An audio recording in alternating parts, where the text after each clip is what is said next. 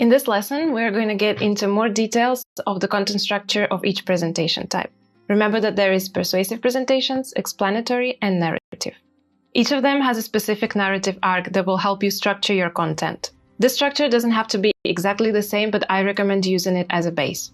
In the additional resources to this lesson, you will find 3 examples for each presentation type. First, let's talk about persuasive presentations. We use persuasive presentations when we're trying to convince someone in doing something. So the structure would look something like this. First thing you want to do is to set the stage.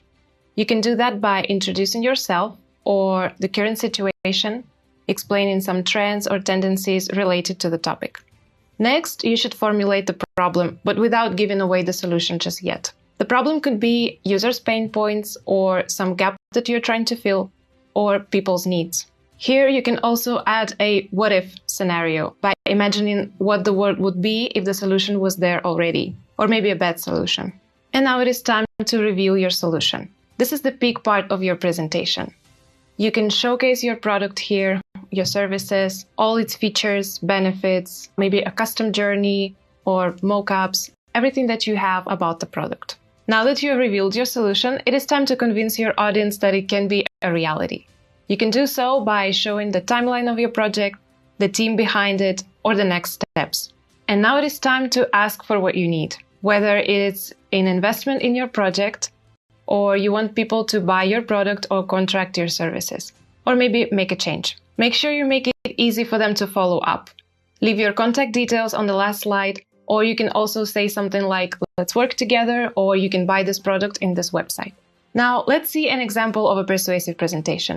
There's a well-known presentation by Steve Jobs when he first launched an iPad in 2010. You can find the entire video in the additional resources to this lesson. So first, he would welcome his audience and set some expectations. Then he will provide some context by giving updates about the company and the evolution of the 2 main products that they have, the iPad and the Mac laptop. Now he will introduce the problem, which in this case is the gap between the iPad and the laptop. After, he proposes a possible bad solution, which can be a fun way to do it. And then he finally reveals the real solution, the new iPad. The execution part of this presentation would be the longest. Steve Jobs and his colleagues will go through every technical detail and feature for about an hour. And finally, he will share the price and what this price includes. This is the ask part. He will also make sure that you know exactly where and when to buy it, and encourages you to do that. Let's move on to the narrative presentations now. Narrative presentations usually are used to inspire, motivate, provoke thought, or share a story. These could be fairy tales or epic journeys or any kind of stories. Most of the stories follow the same structure. First, you provide some context. You can introduce yourself if the story is about you, or introduce the main characters, the environment, or maybe give a glimpse into some aspect of your personality. In every story, there is a change of events that triggers your journey. This point can be an apparition of an antagonist or any change in your life, like moving to another city, changing a job, or maybe you just met someone. There comes the actual journey with all its ups and downs and obstacles. And we are slowly moving to the climax of the presentation, the peak point. This is where something important happens. Maybe it can be a conflict resolution or the moment of truth. After this, if you imagine the actual narrative arc, this is when your story starts to go down into the conclusion. This is the moment when you can share all the lessons that you've learned across the way. Imagine how your future can be like, or think about next steps. So for this example, we're going to break down a TED Talk called The Power of Vulnerability by Brené Brown. You can find the entire video in the additional resources to this lesson. Brené starts by setting the stage. She explains what her profession is and gives us a sense of her personality. She's a very organized, strong, and straightforward person. The change of events for her happens when she decides to research the concept of human connection. Her journey would be years of doing research about that concept, doing interviews with people and collecting stories about connection. Those interviews slowly led her into the conclusion that the actual barrier to human connection was shame. And the solution would be vulnerability, something that she was very afraid of due to her strong personality. This realization was the climax of her presentation. At the end, she will share all the lessons that she learned along the way and how this research changed her as a person.